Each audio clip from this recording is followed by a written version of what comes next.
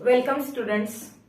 बऱ्याच स्टुडंट्सला एखादी स्पेसिस न्यूक्लिओफाइल आहे, इलेक्ट्रोफाइल आहे का फ्री रेडिकल आहे हे लवकर ओळखता येत नाही.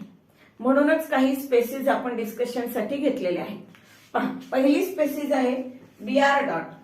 बीआर डॉट याच्यावर एक ऑड इलेक्ट्रॉन आहे, अनपेअर्ड इलेक्ट्रॉन आहे आणि ज्याच्यामध्ये अनपेअर्ड इलेक्ट्रॉन असतो त्याला आपण फ्री रेडिकल म्हणतो. तर बीआर डॉट जो आहे हा फ्री रेडिकल आहे. Free radical H3O plus. जर आपण याचं स्ट्रक्चर बघितलं तर हायड्रोनियम आयन मध्ये ऑक्सिजनने 3 बॉन्ड बनवलेले आहेत. 2 बॉन्ड हायड्रोजन सोबत नॉर्मल कोव्हॅलंट बॉन्ड आहे आणि एक loan pair of electron share करून H+ सोबत कोऑर्डिनेट बॉन्ड बनवलेला आहे आणि एक loan pair of electron oxygen जवळ आहे. आता असा हा कॉम्प्लेक्स आयन आहे हायड्रोनियम आयन. इथे ऑक्सिजनचं सेंट्रल ॲटमचं ऑक्टेट कंप्लीट आहे. ज्या अर्थी त्याच्यावर पॉझिटिव्ह चार्ज आहे त्या अर्थी तो इलेक्ट्रोफाइल असण्याची शक्यता आहे. पण सेंट्रल ऑक्सिजन ॲटमचं ऑक्टेट कंप्लीट आहे. सेकंड पिरियडचा मेंबर आहे तो आपला ऑक्टेट एक्सपांड करू शकत नाही. त्याच्या आउटरमोस्ट शेल मध्ये 8 पेक्षा जास्त इलेक्ट्रॉन राहू शकत नाही, असू शकत नाही, म्हणून तो इलेक्ट्रॉन पेअर घेऊ शकत नाही. मग त्याला इलेक्ट्रॉन पेअर द्यायची पण नाहीये आणि घ्यायची पण नाहीये, म्हणजे तो इलेक्ट्रोफाइल पण नाहीये आणि न्यूक्लिओफाइल पण नाहीये. तर H3O plus is neither electrophile nor nucleophile. Hydronium ion is neither nucleophile nor electrophile. ठीक आहे, इलेक्ट्रोफाइल पण नाहीये, न्यूक्लिओफाइल पण नाहीये. CH2 double bond CH2 ethylene. आता इथिलीन मध्ये 2 बॉन्ड, कार्बन कार्बन मध्ये 2 बॉन्ड आहेत. एक सिग्मा बॉन्ड आहे जो की स्ट्रॉंग बॉन्ड असतो आणि दुसरा पाय बॉन्ड आहे जो की वीक बॉन्ड आहे. आणि जो वीक बॉन्ड आहे तो जर तुटला तर त्या बॉन्डचे 2 इलेक्ट्रॉन फ्री होतील आणि ते 2 इलेक्ट्रॉन जर फ्री अवेलेबल असतील तर ज्याला कुणाला इलेक्ट्रॉनची गरज आहे म्हणजे इलेक्ट्रोफाइल ह्या स्पेसिसवर अटॅक करतील. मग इलेक्ट्रोफाइल कुणावर अटॅक करतात? जे इलेक्ट्रॉन रिच स्पेसिस आहेत, जे लवकर loan pair of electron available करून देतात. म्हणजे CH2 डबल बॉन्ड CH2 मध्ये लोन पेअर ऑफ इलेक्ट्रॉन लवकर अवेलेबल होऊ शकते, म्हणजे तो न्यूक्लिओफाइल असेल. तर CH2 डबल बॉन्ड CH2 चं नेचर न्यूक्लिओफिलिक नेचर आहे. म्हणूनच अल्कीन मध्ये ज्या ऍडिशन रिएक्शन होतात त्या इलेक्ट्रोफिलिक ऍडिशन रिएक्शन्स असतात. कारण इलेक्ट्रोफाइल त्यांच्यावर अटॅक करतो आधी आणि मग ऍडिशन रिएक्शन प्रोसीड होते. म्हणून जो इथिलीन आहे CH2 डबल बॉन्ड CH2 हा न्यूक्लिओफाइल नेचरचा आहे. तर CH2 double bond CH2 is nucleophile. SO3 sulphur trioxide. सल्फरचा ऍटॉमिक नंबर 16, कॉन्फिगरेशन 286. सल्फरनी 6 बॉन्ड जे आहेत ते ऑक्सिजन सोबत बनवलेले. एका ऑक्सिजन सोबत डबल बॉन्ड, दुसऱ्या ऑक्सिजन सोबत डबल बॉन्ड, एका ऑक्सिजन सोबत डबल बॉन्ड. नॅचरली हा थर्ड पिरियडचा मेंबर आहे, त्याचं ऑक्टेट एक्सपांड होऊ शकतं, काय प्रॉब्लेम नाहीये. आता इथे काय होतं की 3ही ऑक्सिजन ऍटमची इलेक्ट्रोनिगेटिव्हिटी सल्फर पेक्षा खूप जास्त आहे. मग ऑक्सिजन डेल्टा निगेटिव्ह, हा ऑक्सिजन डेल्टा निगेटिव्ह, हा ऑक्सिजन डेल्टा निगेटिव्ह आणि सल्फरवर डेल्टा पॉझिटिव्ह चार्ज तयार होईल. डेल्टा म्हणजे पार्शियल, युनिट पॉझिटिव्ह पेक्षा कमी मॅग्निट्यूड असलेला पॉझिटिव्ह चार्ज. आणि सेंट्रल ॲटम वर जर पार्शियल पॉझिटिव्ह चार्ज डेव्हलप होत असेल तर आणि तो आपलं ऑक्टेट एक्सपांड करू शकत असेल तर तो इलेक्ट्रोफाइल असतो. सल्फर आताच आपण बघितलं होतं, त्याचं इलेक्ट्रॉनिक कॉन्फिगरेशन होतं 286. K shell, L shell, M shell. M शेलची कॅपॅसिटी 18 इलेक्ट्रॉनची आहे आणि सध्या 1 2 3 4 5 6 7 8 9 10 11 12 इलेक्ट्रॉन आउटरमोस्ट शेल मध्ये आहे. मग 12 इलेक्ट्रॉन जर आउटरमोस्ट शेल मध्ये असतील तर अजून 6 इलेक्ट्रॉन म्हणजे 3 लोन पेअर ऑफ इलेक्ट्रॉन तो गेन करू शकतो.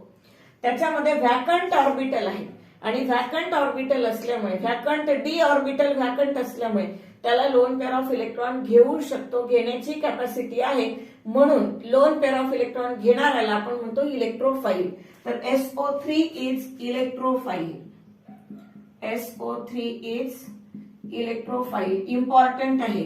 बऱ्याच वेळा विचारतात की सोडियम बायसल्फाइडची ऍडिशन रिएक्शन होती, मग त्यावेळेला इलेक्ट्रोफाइल म्हणा कोण आहे, किंवा न्यूक्लिओफाइल कोण आहे, किंवा सल्फ्युरिक ऍसिडची रिएक्शन होती, नायट्रेटिंग मिक्सचर म्हणा, सल्फोनेशन म्हणा, मग त्याच्यामध्ये असे प्रश्न विचारले जातात. तर SO3चं नेचर काय आहे असं बऱ्याच वेळा विचारलं जातं.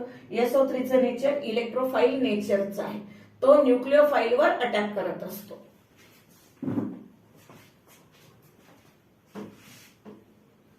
स्पेशली बघा, बऱ्याच वेळा तुम्ही बघायला तर 12वीत गेल्यानंतर फिनॉल मध्ये सल्फोनेशन ऑफ फिनॉल करताना तर इलेक्ट्रोफाइल कुठला आहे तर तो SO3 असतो. ठीक आहे, SO3 मध्ये इलेक्ट्रोफिलिक नेचर आहे.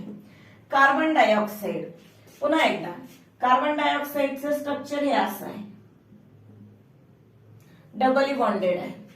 कार्बनचं ऑक्टेट कंप्लीट आहे. कार्बनचं ऑक्टेट कंप्लीट आहे, मात्र आता इथे ऑक्सिजनची इलेक्ट्रोनिगेटिव्हिटी जास्त असल्यामुळे ह्या बॉन्ड मधले इलेक्ट्रॉन थोडेसे ऑक्सिजनकडे सरकतील, ह्या बॉन्ड मधले इलेक्ट्रॉन ऑक्सिजनकडे सरकतील आणि कार्बनवर पॉझिटिव्ह चार्ज डेव्हलप होईल. आपण आधीच पाहिलेलं आहे की इलेक्ट्रोनिगेटिव्ह एलिमेंटवर निगेटिव्ह चार्ज डेव्हलप झाला तर काही प्रॉब्लेम नसतो, त्याला स्टॅबिलिटी असते. तर O डेल्टा निगेटिव्ह आहे तर हा थोडा फार स्टेबल आहे, मात्र कार्बनवर डेल्टा पॉझिटिव्ह चार्ज तयार झाला म्हणजे तो थोडासा लेस स्टेबल आहे, कमी स्टेबल आहे. मग हा जर कमी स्टेबल आहे, चुकून जरी हा बॉन्ड तुटला तर ऑक्सिजन निगेटिव्ह आणि कार्बन पॉझिटिव्ह होईल, आणि हा जर पॉझिटिव्ह झाला तर त्याला इलेक्ट्रॉनची गरज आहे. मग जो न्यूक्लिओफाइल असेल तो न्यूक्लिओफाइल ह्या कार्बनवर अटॅक करेल. मग कार्बनवर जर न्यूक्लिओफाइल अटॅक करत असेल तर कार्बनचं जे नेचर आहे ते नेचर कसं असेल, इलेक्ट्रोफाइल असेल. जेव्हा ग्रिग्नार्ड रिएजंटची कार्बन डायऑक्साइड सोबत रिएक्शन होते तेव्हा ग्रिग्नार्ड रिएजंट मधला R- न्यूक्लिओफाइल जो आहे, अल्किल कार्ब एनायन कार्बन डायऑक्साइड वर रिएक्शन करतो, त्याला आपण कार्बोक्सिलेशन म्हणतो. रिएक्शन हो येईल पुढे तुम्हाला. तर अशा वेळेला कार्बन डायऑक्साइडचं नेचर इलेक्ट्रोफिलिक नेचर असतं. तर आपण म्हणणार carbon dioxide is electrophile.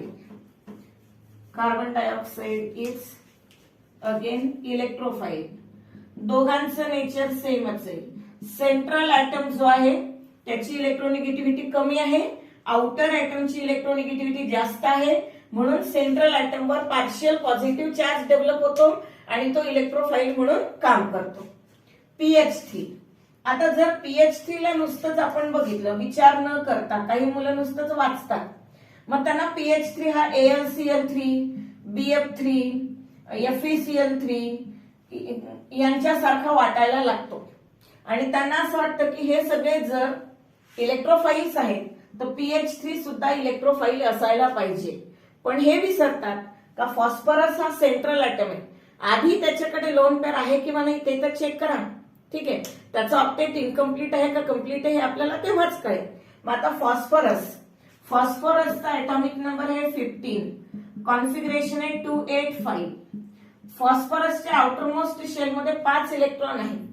Octet complete करायला 3 इलेक्ट्रॉनची गरज आहे, मग तो 3 इलेक्ट्रॉन 3 हायड्रोजन सोबत शेअर करेल.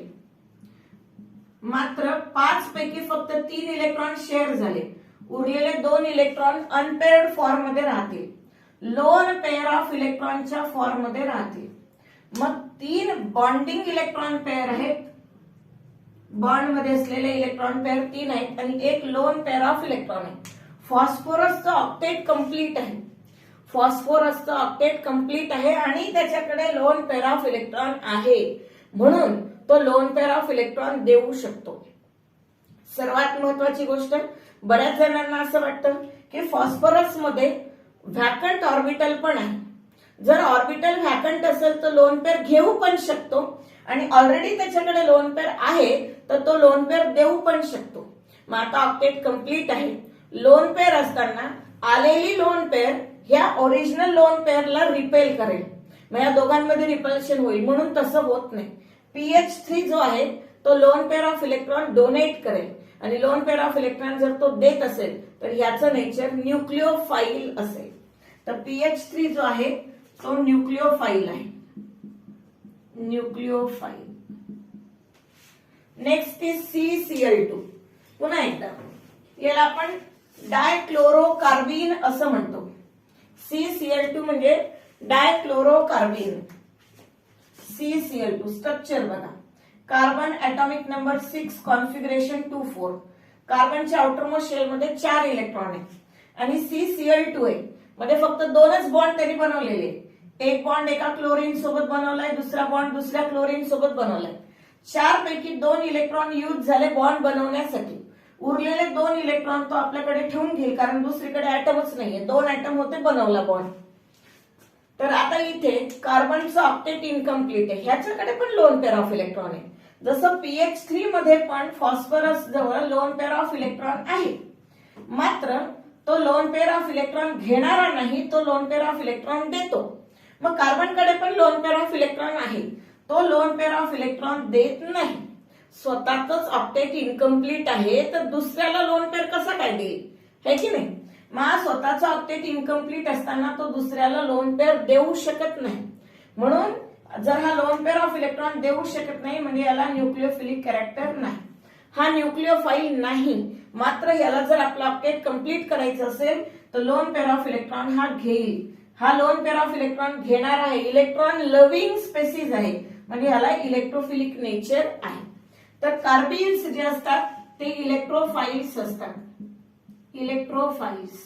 कार्बिन्स म्हणजे काय, जेव्हा कार्बन आयटमला 2 कोव्हॅलंट बॉन्ड असतात आणि एक लोन पेअर ऑफ इलेक्ट्रॉन असते, मग तो कोव्हॅलंट बॉन्ड त्यांनी मोर इलेक्ट्रोनिगेटिव्ह ऍटम क्लोरीन सारख्या बॉन्ड सोबत बनवलेलं, क्लोरीन सारख्या ऍटम सोबत बनवलेला असेल तरी, किंवा अल्किल ग्रुप ज्यांचा पॉझिटिव्ह इंडक्टिव्ह इफेक्ट असतो, इलेक्ट्रॉन रिलीजिंग ग्रुप असतो, तरीही जे कार्बिन्स असतील ते इलेक्ट्रोफाईल नेचरचेच असतील, ते कधीच न्यूक्लिओफाईल नसतात. ठीक आहे. तर CCl2 हा इलेक्ट्रोफाईल आहे. आता PCl5. PCl5 मध्ये पुन्हा एकदा PCl5 मध्ये फॉस्फरसनी 5 अनपेअर्ड इलेक्ट्रॉन 5 क्लोरीन सोबत शेअर केले, 5 बॉन्ड बनवले. त्याच्या आउटरमोस्ट शेल मध्ये सध्या 10 इलेक्ट्रॉन आहेत आणि तो लोन पेअर घेऊ शकतो. फॉस्फरसचं कॉन्फिगरेशन 285. थर्ड शेल आहे, K shell, L shell, M shell. K शेलची कॅपॅसिटी 2 इलेक्ट्रॉनची, L शेलची कॅपॅसिटी 8 इलेक्ट्रॉनची आणि M शेलची कॅपॅसिटी 18 इलेक्ट्रॉन्सची. सध्या आउटरमोस्ट शेल मध्ये फक्त 10 इलेक्ट्रॉन आहेत, म्हणजे अजून 8 इलेक्ट्रॉन तो घेऊ शकतो. त्याच्यामध्ये व्हॅकंट ऑर्बिटल्स आहेत, डी ऍटॉमिक ऑर्बिटल्स व्हॅकंट आहेत, त्याच्यामध्ये तो लोन पेअर घेऊ शकतो. मग लोन पेअर घेणारा जरी त्याचं ऑक्टेट एक्सपांडेड असेल तरी, त्याच्या आउटरमोस्ट शेल मध्ये 8 पेक्षा जास्त इलेक्ट्रॉन असले तरी अजूनही तो लोन पेअर ऑफ इलेक्ट्रॉन घेऊ शकतो. तो इलेक्ट्रोफाईल आहे. तर PCl5 हा सुद्धा इलेक्ट्रोफाईल नेचरचाच असेल, इलेक्ट्रोफाईल. अल्डिहाइड किंवा कीटोन. पुढे तुम्ही ज्या वेळेला 12th मध्ये केमिकल रिएक्शन्स पाहाल त्यावेळेला लिहिलेलं असेल का, aldehydes and ketones shows typical reactions of nucleophilic addition reaction. Aldehyde आणि कीटोन मध्ये न्यूक्लिओफिलिक ऍडिशन रिएक्शन होण्याची शक्यता जास्त असते. मग आता इथे RCO, इथे H किंवा R'. हायड्रोजन असेल तर अल्डिहाइड, R' असेल तर कीटोन. ठीक आहे. पुन्हा इथे ऑक्सिजन आणि कार्बन मध्ये पाय बॉन्ड आहे. ऑक्सिजनची इलेक्ट्रोनिगेटिव्हिटी जास्त आहे, कार्बनची इलेक्ट्रोनिगेटिव्हिटी कमी आहे. आउटर ऍटम जो ऑक्सिजन आहे तो निगेटिव्हली चार्ज आहे, त्याला थोडीफार स्टॅबिलिटी आहे. मोर इलेक्ट्रोनिगेटिव्ह एलिमेंटवर पार्शियल निगेटिव्ह चार्ज आहे, स्टॅबिलिटी आहे.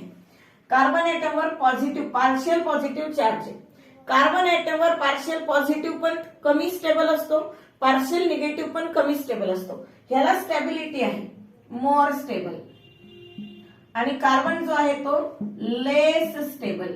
मग कार्बन जर लेस स्टेबल आहे तो पार्शियल पॉझिटिव्ह आहे, बॉन्ड तुटला तर हा पॉझिटिव्ह होईल, म्हणजे न्यूक्लिओफाईल निगेटिव्ह पार्ट ह्याच्यावर अटॅक करेल. मग ज्याच्यावर न्यूक्लिओफाईल अटॅक करतो तो कोण असतो, इलेक्ट्रोफाईल. पुन्हा एकदा अल्डिहाइड किंवा कीटोनचं जे नेचर आहे ते इलेक्ट्रोफाईल नेचरचं असेल, इलेक्ट्रोफाइल. बेन्झीन.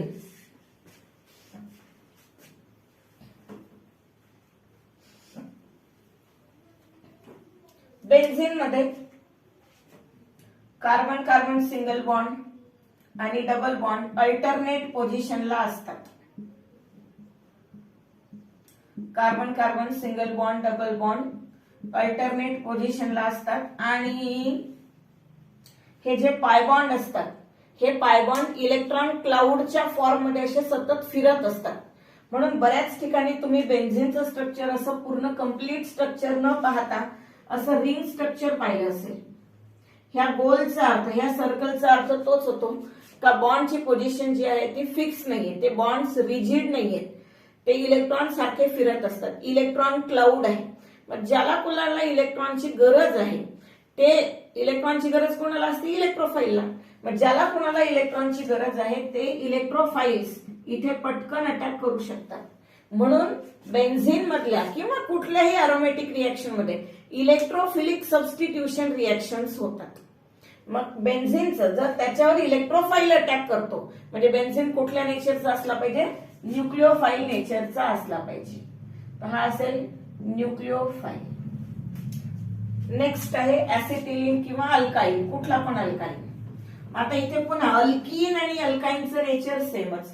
हा थर्ड एक्झाम्पल आणि हा 11th एक्झाम्पल सेमच. याच्यात 3 बॉन्ड मध्ये एक बॉन्ड सिग्मा बॉन्ड असेल आणि 2 बॉन्ड पाय बॉन्ड असतील. पाय बॉन्ड वीक असतील, पटकन तुटतील, लोन पेअर ऑफ इलेक्ट्रॉन पटकन अवेलेबल असेल आणि ज्याला कुणाला इलेक्ट्रॉनची गरज असेल त्या पाय बॉन्ड मधले इलेक्ट्रॉन इथे अवेलेबल होऊ शकतील. इलेक्ट्रोफाईल याच्यावर अटॅक करू शकेल. म्हणून याचं नेचर जे असेल ते न्यूक्लिओफाईल असेल. न्यूक्लिओफाईल. जो अल्कीन आहे तो पण न्यूक्लिओफाईल, अल्काईन आहे तो पण न्यूक्लिओफाईल, कारण इलेक्ट्रोफाईल्स यांच्यावर अटॅक करतात.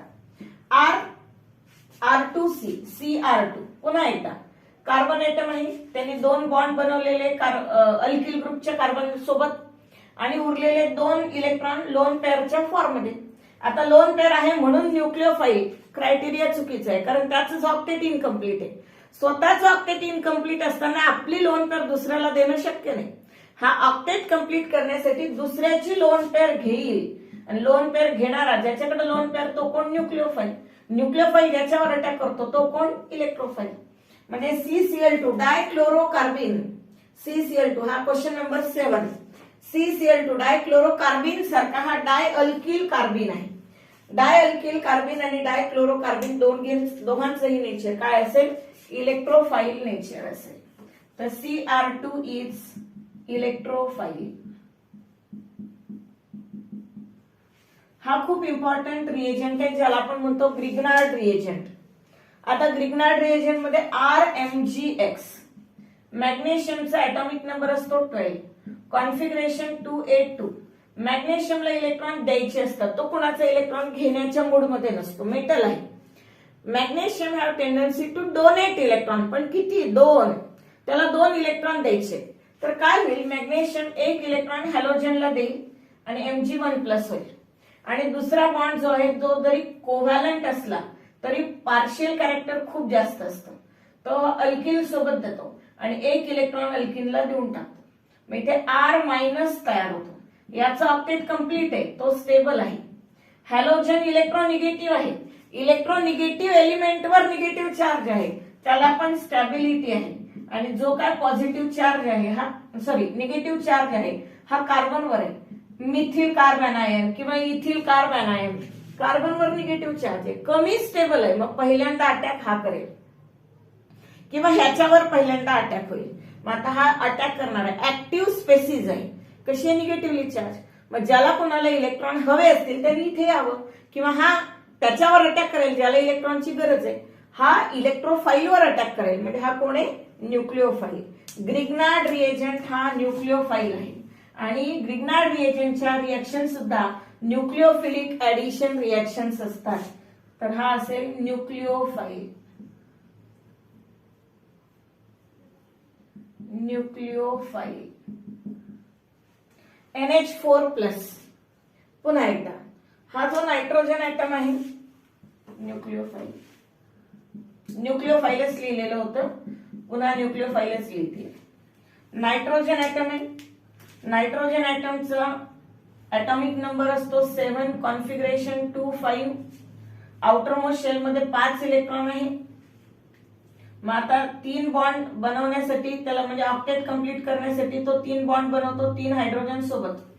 पण अजून एक H+ आहे, त्याला इलेक्ट्रॉन पेअर पाहिजे आहे आणि नायट्रोजनकडे लोन पेअर ऑफ इलेक्ट्रॉन आहे. 5 पैकी 3 नी बॉन्ड बनवले, 2 ची लोन पेअर, ही लोन पेअर तो तिथे शेअर करतो. झालं. आता हायड्रोजनचं ड्युप्लेट कंप्लीट झालं. मग चार्ज जो आहे तो पॉझिटिव्ह चार्ज नायट्रोजनवर येतो. ठीक आहे. नायट्रोजनवर पॉझिटिव्ह चार्ज आला, मग पॉझिटिव्हली चार्ज आहे म्हणजे न्यूक्लिओफाइल तर असणं शक्य नाही आणि इलेक्ट्रोफाइल सुद्धा असणं शक्य नाही. का? पुन्हा एकदा नायट्रोजनच्या आउटरमोस्ट शेल मध्ये 8 इलेक्ट्रॉन आहे, ऑक्टेट कंप्लीट आहे. नायट्रोजन सेकंड पिरियडचा मेंबर आहे म्हणजे त्याच्यामध्ये 2च शेल्स आहेत, के आणि एल. 2, 5 म्हटलं होतं की नाही. जेव्हा त्यांनी 3 इलेक्ट्रॉन शेअर केले तर 3 इलेक्ट्रॉन त्याला युज करायला मिळाले. आता ह्या सिच्युएशन मध्ये त्याचं कॉन्फिगरेशन 2, 8 आहे. के शेलची कॅपॅसिटी 2 इलेक्ट्रॉनची कम्प्लिटली फिल्ड, एल शेलची कॅपॅसिटी 8 इलेक्ट्रॉनची, ती पण कम्प्लिटली फिल्ड, आणि तिसरी शेलच नाही, व्हॅकंट ऑर्बिटलच नाही, म्हणून हा लोन पेअर घेऊ शकत नाही. लोन पेअर द्यायला पण नाहीये आणि घेऊ पण शकत नाही. म्हणजे नायदर इलेक्ट्रोफाइल नॉर न्यूक्लिओफाइल. जसं H3O+ आहे, हायड्रोनियम आयन आहे, तसाच हा पण neither nucleophile nor electrophile. Neither nucleophile nor electrophile. PCl3 जसं PH3 आहे फॉस्फिन क्वेश्चन नंबर 6 सारखा, तसा PCl3. फॉस्फरसच्या आउटरमोस्ट शेल मध्ये 5 इलेक्ट्रॉन असतील, ऍटॉमिक नंबर 15. 5 पैकी 3 इलेक्ट्रॉन तो 3 क्लोरीन सोबत बॉन्ड बनवण्यासाठी यूज करेल. 5 पैकी 3 इलेक्ट्रॉन संपले 3 क्लोरीन सोबत, उरलेले 2 ची एक लोन पेअर. आता ऑक्टेट कंप्लीट आहे, व्हॅकंट ऑर्बिटल पण आहे आणि लोन पेअर पण आहे. मग तो लोन पेअर देऊ पण शकतो आणि व्हॅकंट ऑर्बिटल असल्यामुळे लोन पेअर घेऊ पण शकतो.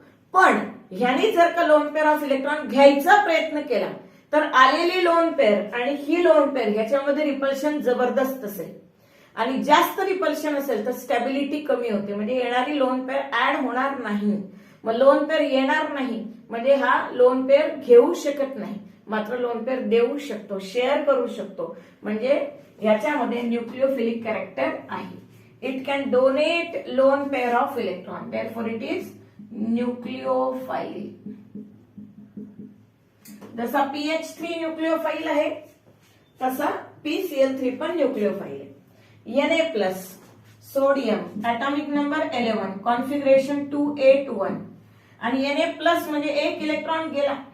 आता के शेल कम्प्लिटली फिल्ड आहे, एल शेल कम्प्लिटली फिल्ड आहे, व्हॅकंट ऑर्बिटल नाहीये, म्हणजे असलं तरी त्याला मेटल आहे, तो त्याची स्टॅबिलिटी झाली आहे. आउटरमोस्ट शेल मध्ये 8 इलेक्ट्रॉन आहे, त्याला लोन पेअरची गरज नाही, तो लोन पेअर देऊ पण शकत नाही, घेऊ पण शकत नाही. पुन्हा एकदा, it is neither nucleophile nor electrophile. Neither nucleophile nor, इलेक्ट्रॉनची गरज नाहीये, जो आहे त्या स्टेट मध्ये तो स्टेबल आहे. H2S मध्ये सल्फर सेंट्रल ऍटम आहे, atomic number 16, configuration 286. Outermost shell मध्ये 6 इलेक्ट्रॉन आहे, पैकी 2 बॉन्ड हायड्रोजन सोबत बनवलेले आहेत, म्हणजे 2 बॉन्ड बनवण्यासाठी 2 इलेक्ट्रॉन यूज झाले. उरलेले 4 इलेक्ट्रॉनच्या 2 लोन पेअर असतील आणि सेंट्रल ऍटम वर जर 2 लोन पेअर ऑफ इलेक्ट्रॉन आहेत तर हा न्यूक्लिओफाइल आहे. जो लोन पेअर ऑफ इलेक्ट्रॉन देऊ शकतो तो न्यूक्लिओफाइल. ह्याच्याकडे लोन पेअर ऑफ इलेक्ट्रॉन आहे.